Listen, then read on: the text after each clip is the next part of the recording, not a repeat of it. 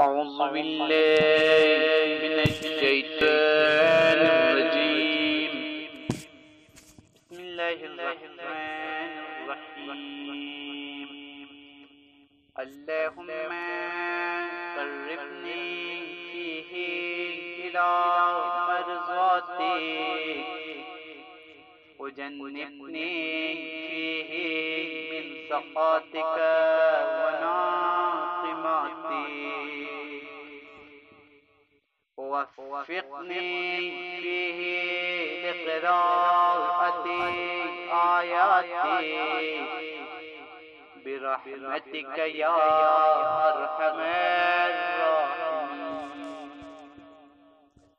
خدایا اس دین ہمیں اپنی مرضی سے قریب کر دیں اور اپنی ناراضگی اور اپنے عذاب سے بچا لیں.